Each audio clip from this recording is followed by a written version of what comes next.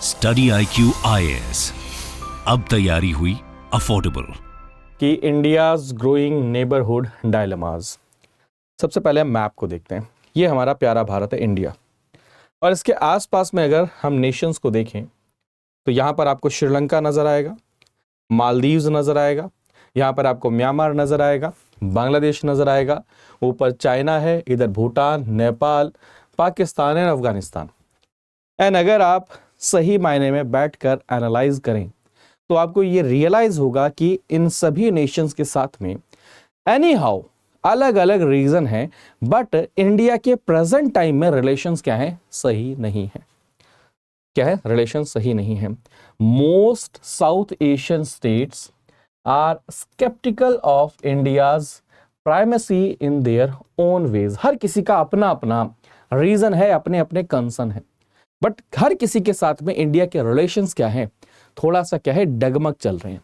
तो इस आर्टिकल में कहा गया है कि हो सकता है आपको अभी कोई प्रॉब्लम नजर ना आ रही हो, बट फ्यूचर में ये इशू एक बहुत बड़ी प्रॉब्लम को रूप दे सकता है। इसलिए हमें अभी से ही from now onwards we have to reset our policy, we have to focus in that region also. We are focusing on BRICS, we are focusing on Shanghai Cooperation Organization, we are focusing our relation with Russia, we are focusing our relations with Baltic countries, we are improving our relations with Arctic Council, US, Quad, each and every place, all of where we are engaged. But somehow in last 7 to 10 years, from last 7 to 10 years, we have not engaged in this South Asian region. And this is a most important concern for Indian foreign policy. ठीक है, ये चीज़ आपको समझ में आ चुकी होगी कि ये कितना इंपॉर्टेंट है।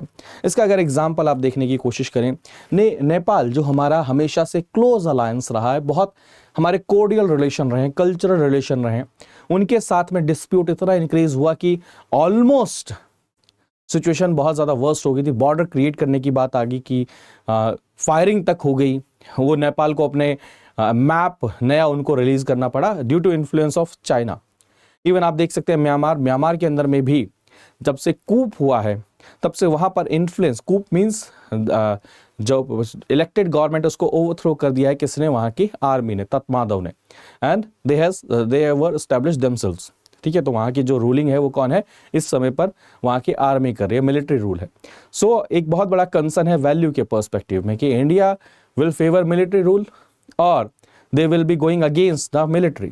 अगर हम अगेंस्ट जाते हैं तो एक तरीके से आइसोलेट हो जाएगा म्यांमार, एंड इसका बेनिफिट कौन उठाएगा, आपका चाइना उठाएगा, and they will use Myanmar against India. कहाँ पर, नॉर्थ ईस्ट में सिक्योरिटी कंसर्न से। सेम गोज विद बांग्लादेश के साथ में हमारे कल्चरल, एथिकल, इवन आप देखेंगे illegal migrant and water sharing disputes हैं, जिसके कारण में रिलेशंस तो बेहतर नहीं थे, but due to entry of China वो रिलेशंस क्या होने लगे, चेंज होने लगे एंटी इंडिया सेंटिमेंट्स के अंदर में। सेम पाकिस्तान के साथ तो हमारे रिलेशन बिल्कुल कट ऑफ है। सेम आप अफगानिस्तान के साथ में हमारे रिलेशन नहीं है। आप देख सकते हैं मालदीव्स के अंदर में गवर्नमेंट चेंज हुई है, आफ्टर दैट जैसी गवर्नमेंट वहां पर चेंज हुई है उसके बाद में वहां पर क्या हुआ, कैंपेन शुरू हुआ, और इवन वहां की जो गवर्नमेंट आई है उनका स्पेसिफिकली कैंपेन था कि क्या करना है, हमें इंडिया को आउट करना है। तो ये एक बहुत बड़ा कंसर्न है। तो कंटेम्प्रेरी इंडियन पॉलिसी में एक बहुत बड़ा क्या है, कंसर्न है, बट उससे पहले हम हमारा विजन देखते हैं। हमारा विजन क्या है, from being the leader of global south, हम ग्लोबल साउथ के लीडर बनना चाहते हैं, और हम इसके बारे में कई बार बात कर चुके हैं। To be an arbitrator in global geopolitical contentions, हम रशिया यूक्रेन वॉर के भी ऊपर में बोलते हैं, हम इजराइल और फिलिस्तीन के मामले में बोलते हैं। तो लेकिन वहां पर सबसे बड़ा कंसर्न क्या है, to making a serious claim to be pole in world politics. हम ये कोशिश कर रहे हैं, बट हमारे जो आसपास के नेशंस हैं, neighbourhood, are difficult for any major power. और जनरली हर एक मेजर पावर के लिए उनके आसपास के जो नेशन है वो हमेशा से डिफिकल्ट रहे मैनेज करना।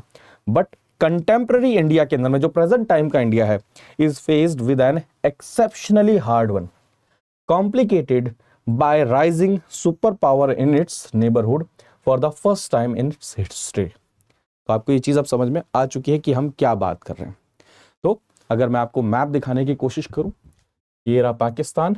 ड्यू टू टेररिज्म हमारे रिलेशन यहाँ पर अच्छे नहीं हैं, एंड आप सभी को पता है कि यहाँ पर चाइना बहुत क्या कर रहा है, हैवी इन्वेस्टमेंट कर रहा है। अफगानिस्तान, तालिबान के कारण में हमारे टॉक्स यहाँ पर नहीं है, हमारी बातचीत यहाँ पर नहीं है, बट चाइना यहाँ पर भी क्या कर रहा है, हैवी इन्वेस्टमेंट कर रहा है। क्यों? क्योंकि यहाँ से उसको रिजर्व मिल रहे हैं। एंड पाकिस्तान में क्यों इन्वेस्टमेंट कर रहा है? चाइना पाकिस्तान इकोनॉमिक कॉरिडोर, ठीक है। आप देख सकते हैं नेपाल के अंदर में एंड चाइना के जो रिलेशन है वो इतने स्ट्रांग है कि चाइना ने बहुत स्ट्रांग फंडिंग करी थी नेपाल के अंदर में, और वहाँ की जो कम्युनिस्ट पार्टी है उसकी इलेक्शन जीत के जाते हैं, और उसके बाद में ऑलमोस्ट इंडिया एंड नेपाल आमने सामने आ जाते हैं। भूटान के साथ में रिसेंटली आप सभी देख रहे होंगे कि जो डोकलाम है ना, जिसके कारण में इंडिया एंड चाइना के बीच में इशू हुआ था, सो डोकलाम को, टेरिटरी को एक्सचेंज करने की बात कर रहा है कौन? भूटान और चाइना। आप देखेंगे बांग्लादेश के अंदर में बहुत हैवी इन्वेस्टमेंट कर रहा है कौन? चाइना। एंड उसको बेनिफिट क्या मिल रहा है? जो ऑलरेडी हमारे एग्जिस्टिंग प्री एग्जिस्टिंग इश्यूज हैं बांग्लादेश के साथ में, उनको वो यूज कर रहा है एज ए फ्यूल। ऐसे आप देख सकते हैं म्यांमार के अंदर में कंसर्न क्या है? इंडिया के लिए बहुत इंपॉर्टेंट है, क्योंकि नॉर्थ ईस्ट की स्टेबिलिटी, नॉर्थ ईस्ट में जब इंसर्जेंसी बहुत पीक पर थी तो म्यांमार का यूज किया था चाइना ने। म्यांमार के अंदर में ट्रेनिंग प्रोवाइड कराना, वेपन्स प्रोवाइड कराना, ये सब चीजें, तो म्यांमार इस चीज के लिए बहुत इंपॉर्टेंट है। श्रीलंका आप देख सकते हैं डेट ट्रैप में फंसाकर श्रीलंका का एक पोर्ट तक क्या किया है, एक्वायर कर लिया है। और उसके बाद में आप देखेंगे जब श्रीलंका के अंदर में गवर्नमेंट चेंज हुई थी, जो प्रो चाइना गवर्नमेंट आई थी, तो क्या हुआ था, जो इंडिया जापान मिलकर यहाँ पर पोर्ट को डेवलप कर रहे थे, कहां पर? श्रीलंका के अंदर में। यूनिलैटरली श्रीलंका ने अपने आप को वापस ले लिया था। अब सेम आप मालदीव्स में देख सकते हैं, जैसे ही मालदीव्स के अंदर में अभी पिछले महीने गवर्नमेंट चेंज हुई है, और गवर्नमेंट के चेंज होते ही क्या हुआ है, मालदीव्स के अंदर में प्रो चाइना गवर्नमेंट आई है एंड एंटी इंडिया गवर्नमेंट आई है। सो दैट इज वाई वहां पर भी क्या हो रहा है, इंडिया के अगेंस्ट में पॉलिसी करी जा रही है। तो इसके पीछे आपको मैंने पूरा हिस्ट्री आपको समझा दी है कि क्या चल रहा है। इसके पीछे पोटेंशियल रीजन क्या है, क्या रीजन हो सकते हैं? सबसे पहली बात तो आप ये चीज समझने की कोशिश करिए। सबसे पहला रीजन इंडिया के साइड से अगर हम देखें तो हमने एक प्री एजम्पशन रख रखा है कि हमारे अलावा यहां पर साउथ एशिया में ग्लोबल लेवल पर या फिर कह लीजिए हर जगह से कोई एक्सेप्टेबल कंट्री नहीं है। तो ये हमारा मिसकंसेप्शन है कि इंडिया ही एक्सेप्टेबल है। एक तो रीजन ये है जिसके कारण हम कई बार लिथार्जिक हो जाते हैं हमारे जो आसपास की कंट्रीज के साथ में एंगेजमेंट के लिए, ठीक है। दूसरा अगर आप देखेंगे तो हमारे जो शुरुआत के ethnic conflict, cultural conflict, border dispute, ये सब भी कारण हैं जिसके कारण में इन सभी नेशंस के साथ में हमारे कोई ना कोई क्या है, अलग अलग डिस्प्यूट रह ही रहे। तीसरा रीजन आप देखेंगे तो क्या है, चाइना। चाइना के पास में जो पावर है वो क्या है, मनी, उसका वो यूज कर रहा है।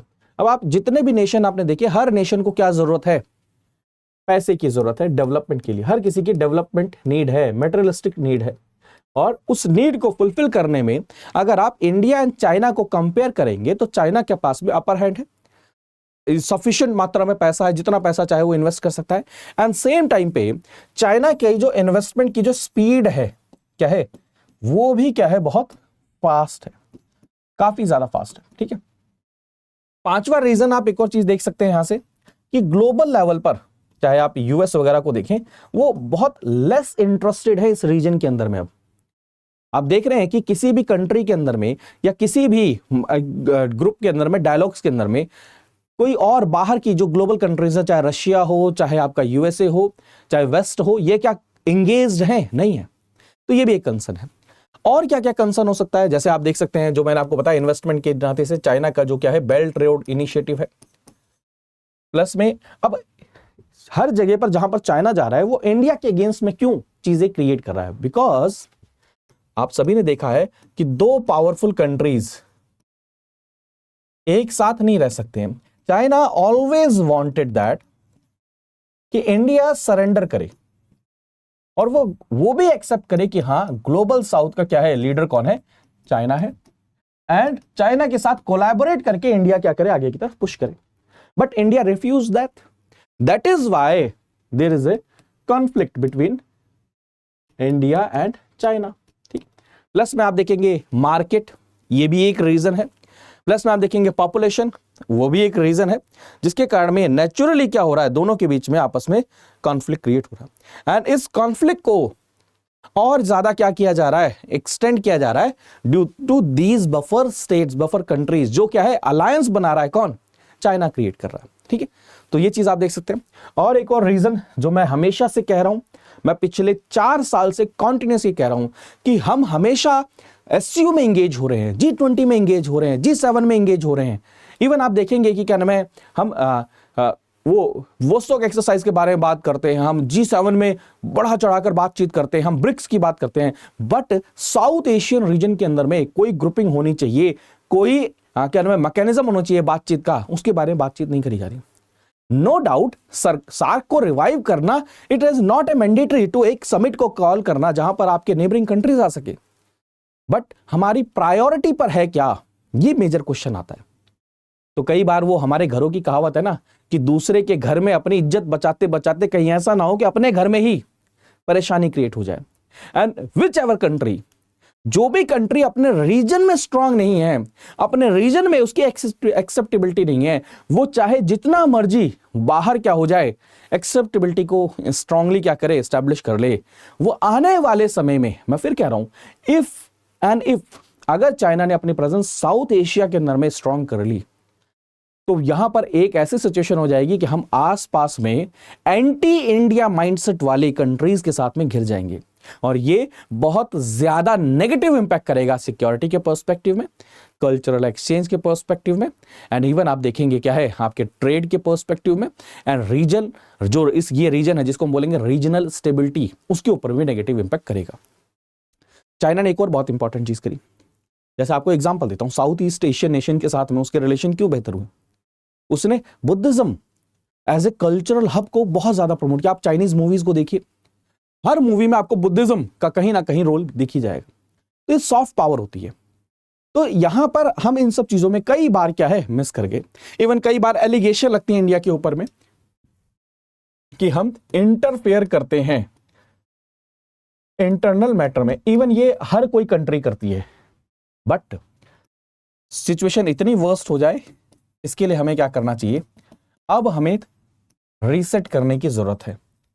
तो रीसेट क्या क्या किया जा सकता है, ये सॉल्यूशन मैं हर टाइम देता रहता हूं कि भाई भले ही सार्क की मीटिंग ना हो, आप साउथ एशिया समिट बुला सकते हैं माइनस पाकिस्तान एंड तालिबान यानी कि अफगानिस्तान, ऐसा करके समिट बुला सकते हैं, और इस समिट के अंदर में उतने ही इंपॉर्टेंस दीजिए, उतना ही ज्यादा क्या करिए, इसके अंदर में एंगेज करिए, इतना ही ज्यादा इसको प्रमोट करिए जितना आप G7 को कर रहे थे, जितना आप G20 को कर रहे हैं, जितना आप ब्रिक्स को कर रहे हैं, जितना आप SCO को कर रहे हैं, उतने इंपॉर्टेंस दीजिए।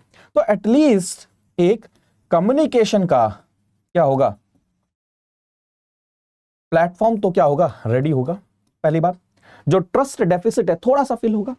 दूसरा, जो कंसर्न्स हैं, जो इश्यूज हैं अलग अलग कंट्रीज के साथ में, बायलैटरल कंट्रीज के साथ में, आप उन्हें क्या कर सकते हैं, भले ही वन गो में सॉल्व ना करें, एटलीस्ट एक मैकेनिज्म एस्टैब्लिश कर सकते हैं कि हम लॉन्गर रन में इसको स्टेप बाय स्टेप कैसे सॉल्व करेंगे।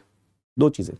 एंड थर्ड, आप ये एंगेजमेंट को जब इंक्रीज करेंगे तो आप कोशिश करिए कि जैसे यूएस हो गया, जापान हो गया, इन सबको भी क्या किया जाए, इस रीजन के अंदर में, इन समिट के अंदर में क्या किया जाए, इंगेज किया जाए। जो लार्जर ग्रुप्स हैं, रशिया को इंगेज किया जाए।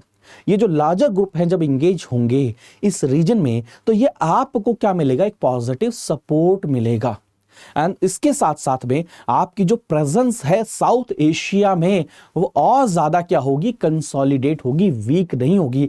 बट अगर आपने अभी भी एक्शन नहीं लिया, अभी भी नहीं जागे, तो हमें पता भी नहीं चलेगा कब हमारे पैरों के नीचे से जमीन ये खिसक जाएगी। हम सिर्फ ये उम्मीद करते रहेंगे कि हमारे पास में बहुत बड़ी एक पावर है, हमारे पास में सारे के सारे नेबरिंग कंट्रीज हैं जो बाय डिफॉल्ट हमारी तरफ में कमिटेड हैं, उनके पास में और कोई ऑप्शन नहीं है, वो हमें ही एक्सेप्ट करेंगे। ये सब चीज़ें सिर्फ और सिर्फ रह जाएंगी। ठीक है, तो याद रखिएगा तो जो मैंने आपको बताया कि in general there are 3 types of dilemmas. सबसे पहला, the rise of politically anti India regimes in South Asia. मैंने एग्जाम्पल दिया आपको, जैसे मालदीव्स में देखिए, रिसेंटली जो मालदीव्स के अंदर में गवर्नमेंट चुनकर आई है, वहां की गवर्नमेंट का जो मैनिफेस्टो था पॉलिटिकल पार्टी को, क्लियर था कि जैसे ही हम यहां पर आएंगे हम क्या करेंगे, इंडिया को यहां से बाहर करेंगे, इंडिया की जो फोर्सेस हैं उनको यहां से बाहर करेंगे। अब ऐसा क्यों था दोस्तों? उसके पीछे रीजन आप सभी जानते हैं कि इंडिया के ऊपर में ये एलिगेशन रहा कि इंडिया सीक्रेटली यहां पर एक नेवल बेस को बना रहा है, and that naval base will be directly challenging Chinese supremacy और चाइनीज हेजेमनी। सो उसको काउंटर करने के चाइना यूज दैट मेथड कि वो गवर्नमेंट को क्या कर रहा है, फंड कर रहा है, सपोर्ट कर रहा है पॉलिटिकल पार्टी को, वो जीत कर आ रहा है, उसके थ्रू क्या कर रहा है, अपने इस एजेंडा को फुलफिल कर रहा है। दूसरा dilemma India faces in the neighbourhoods is structural, जिसके कारण में बीजिंग धीरे धीरे यानी कि चाइना का जो इन्फ्लुएंस है वो साउथ एशिया में इंक्रीज हो रहा है। और थर्ड अगर देखा जाए, जो बेल्ट रोड इनिशिएटिव है और जो चाइनीज प्रोजेक्ट्स हैं वो लगातार इंक्रीज हो रहे हैं। इंडिया इन प्रोजेक्ट्स में इन्वॉल्व नहीं हो रहा है, और हम अगर आसपास के नेशन को कहें कि आप इनमें इन्वॉल्व मत होइए, तो ऑल्टरनेटिव क्या है, हम उनकी जो नीड है उसको फुलफिल नहीं कर पा रहे हैं। दूसरा पॉइंट जो मैं हमेशा कहता हूं, मैं इंडिया ईयर्स का वर्क डिकेड में कर रहा है and China doing decades work in year. तो स्पीड एंड टाइमली कैन मैं एफिशिएंटली उसको डिलीवर करना, ये दोनों चीजें भी क्या हैं, बहुत इंपॉर्टेंट रोल प्ले करती हैं। सो बीजिंग्स कैन मैं assiduous outreach to South Asian states when the rest of the international community abandons। अब फॉर एग्जाम्पल लीजिए, अफगानिस्तान को सबने छोड़ दिया, हमारे भाई साहब लो झोला भर के लेकर आ गए, लो कितना पैसा चाहिए, लो तालिबान को म्यांमार के ऊपर में सैंक्शंस लगाए, झोला भर के पैसा लेकर आ गया कि भाई साहब हम आ रहे हैं, क्या ये बात की टेंशन ले लो। ठीक है, तो ये भी क्या है, अप्रोच है जो इंडिया की प्रेजेंस को क्या कर रही है, वीक कर रही है। इवन आप देखिए क्राइसिस हिट श्रीलंका में, देखिए भर के पैसा, कोई दिक्कत नहीं है, लो। इंडिया डज टू, इंडिया भी करता है, but the overall impact of China's outreach is far higher than that of India's, primarily as a function of deeper pockets. जो चीज मैं आपको बता रहा हूं, क्योंकि उनके पास में पैसा बहुत ज्यादा है, फॉरेक्स रिजर्व बहुत ज्यादा है। Finally China's desire to settle border dispute. अब क्या कर रहा है चाइना, हर एक कंट्री के साथ में, चाहे भूटान एग्जांपल लीजिए, अपने जो बॉर्डर डिस्प्यूट है उनके साथ में सॉल्व करना चाह रहा है। तो इसके कारण में क्या हो रहा है, एक मैकेनिज्म क्रिएट हो रहा है, एक माइंडसेट क्रिएट हो रहा है, जी चाइना तो डिस्प्यूट नहीं चाहता है, दूसरी कंट्रीज चाह रही है, कौन, इंडिया के बारे में परसेप्शन क्रिएट होता है कि इंडिया डिस्प्यूट सॉल्व नहीं करना चाहता। तो ये भी नेगेटिवली क्या करता है, इंपैक्ट करता है। और अगर देखा जाए, आप देखें, और नेट रिजल्ट क्या आएगा यहां पर, अगर आप देख सकते हैं, धीरे धीरे आपके ऐसा माहौल होगा कि आपका इस रीजन के अंदर में जो रिलेशन है वो क्या होता जाएगा, खराब होता जाएगा। ठीक है, और साउथ एशिया के अंदर में आपको आने वाले समय में क्या करने की जरूरत है, अपने जो कहते हैं ना रिलेशन, उनको रीसेट करने की जरूरत है। और आने वाले समय में ऐसा हो जाएगा, a good chance that we will be geopolitically locked in with an unfriendly South Asia. इससे हमें रोक रहा है। ठीक है, तो कंटेम्प्रेरी साउथ एशिया के अंदर में हमें एक और चीज करनी पड़ेगी, क्या, कि ग्लोबल लेवल पर जो पावरफुल कंट्रीज है, फॉर एग्जांपल यूएस, रशिया, ये एब्सेंट है, इनको हमें दोबारा से रीएंगेज करना पड़ेगा। हमारे कई सारे जो नेबरिंग कंट्रीज हैं, आप एक और चीज देखेंगे, ये बहुत इंपॉर्टेंट फैक्ट है, क्योंकि वो सामने वाले से पैसा मिल रहा है, सपोर्ट मिल रहा है। तो यहां पर हमसे क्या कहते हैं, जैसे फॉर एग्जांपल श्रीलंका बोली, भाई हमें स्ट्रेटेजिक ऑटोनॉमी चाहिए, आप हमारे मामले में इंटरफेयर मत करिए। लेकिन ये वाली अप्रोच चाइना के साथ में नहीं होती, क्योंकि उसके पास पॉकेट बहुत बड़ी है, आओ आओ आओ पैसा लो। तो इससे क्या हो रहा है, इससे ये इंपैक्ट कर रहा है कि इंडिया के जो रिलेशन है इन नेशंस के साथ में खराब हो रहे हैं। अब इसका अल्टीमेट सॉल्यूशन क्या है, भैया पैसा तो हम रातों रात नहीं दे सकते, बट एटलीस्ट हम एक मैकेनिज्म तो शिफ्ट कर सकते हैं। अब कई सारे लोग सलाह देंगे, भाई साहब सार्क को रिवाइव कर लो, काहे, हमारा कंसर्न वो बिल्कुल क्लियर है, भाई पाकिस्तान के साथ एंगेजमेंट नहीं होगा जब तक टेररिज्म है, that's it.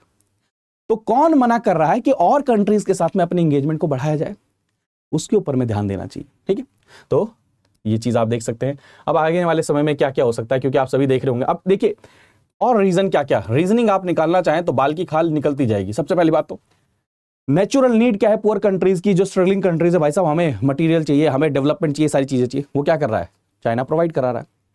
India's ability to meet those needs being limited, China is that of power. दूसरा अगर देखा जाए, India for the most part has had a normative and political approach.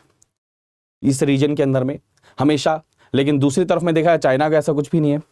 India के कल्चरल और इकोनॉमिकल ये सब भी डिस्प्यूट रहे, चाइना का ये नहीं रहा। तो ये सब चीज़ें क्या है, नेगेटिव लेवल पर इम्पैक्ट कर रही हैं। तो इसका सॉल्यूशन क्या किया जा सकता है? इसका सॉल्यूशन जो मैंने ऑलरेडी आपको बताया, वरना आने वाले समय में यही होगा। तो यहाँ से क्वेश्चन यही बन के आता है कि क्या सही में चाइना साउथ एशिया के पावरफुल कंट्री बनता जा रहा है? तो चांसेस तो हैं एंड इसलिए wake up and smell the coffee, ये बहुत ज़रूरी है। जिसके अंदर में क्या है, आपको अपना जो पूरा का पूरा पॉलिसी के लेवल पर जो अप्रोच है उसको चेंज करने की ज़रूरत है, फर्स्ट पॉइंट। दूसरी चीज़ मैं आपको बार बार ये चीज़ कह रहा हूँ, मतलब चाइना पैसा तो दे रहा है, ठीक है, हमारे पास में जितना पैसा है, जितना इन्वेस्टमेंट हम अनाउंस कर रहे हैं, एटलीस्ट उसको हम क्या करें, टाइमली एंड एफिशिएंटली क्या करना शुरू करें, इंप्लीमेंट करना शुरू करें। कई सारे पॉलिसीज हैं, कई सारे प्रोजेक्ट्स हैं जो 10-10 साल 20-20 साल डिलेड हैं, 15-15 साल डिलेड हैं, ये चीज है। और वहां पर जो ये वो लाइन में बार बार बोल रहा हूं, India doing work of year in decades, ये लाइन याद रखिएगा, and China doing decades work in 1 year. अब ये एक और चीज समझिए, अब इसमें क्या है, इंडिया अगर ऐसे एस्टेब्लिशमेंट को करता है तो पहली बात तो भाई अगर ये नई इंगेजमेंट होगा तो इंडिया के लिए नुकसानदायक है, पहली बात तो बिल्कुल क्लियर है। दूसरी चीज़ क्या है, ये इन नेशंस के लिए भी नुकसानदायक है। इन नेशन को नहीं समझ में आ रहा है कि चाइना इनको किसी दिन ऐसा हजम कर जाएगा और डकार भी नहीं लेगा। ये है चाइना की एक्सपेंशनिस्ट जो पॉलिसी है, वो यही है। वो डेट ट्रैप में स्टैब्लिश करेगा, उसके बाद में इन कंट्रीज को यूज़ करेगा, उसके बाद में उनको क्या करेगा, इनके जो एग्जिस्टेंस है, मतलब आपको इस तरीके से यूज़ कर लिया जाएगा कि आपका एग्जिस्टेंस ही ना के बराबर हो जाएगा। तो आप क्या करेंगे कि भाई या तो अपने में मिला लो, या तो हमें का पूरा क्या है, हम आपके आगे सरेंडर कर दिया। ये सिचुएशन आएगी और ये साउथ एशिया की peace, prosperity and regional integrity के लिए क्या है, खराब है। अब चाइना ये चाह रहा है कि इंडिया भी सरेंडर कर दे। एक आर्टिकल आया था द हिंदू न्यूज़पेपर में आज से 2 महीने पहले कि भैया इंडिया क्यों अलग जा रहा है, हमारे पास आओ, हम करते हैं। इंडिया कहता है नहीं यार, तुम्हारी पॉलिसीज अलग है, तुम एक्सपेंशनिस्ट माइंडसेट को लेकर चलते हो, तुम मेटलिस्टिक माइंडसेट को लेकर चलते हो, तुम हमेशा सोचते हो कि सामने वाले को किसी तरीके से क्या किया जाए, नीचे। यहाँ पर हमारे साथ में पर्सपेक्टिव नहीं है। हम हमेशा बात करते हैं इक्वालिटी की, हम बात करते हैं वैल्यूज़ की, और वो आप पे नज़र नहीं आती हैं। तो आने वाले समय में इसको हम अचीव कर सकते हैं, बशर्ते इन चीज़ों के ऊपर में ध्यान दिया जाए। स्टडी IQ IAS, अब तैयारी हुई अफोर्डेबल।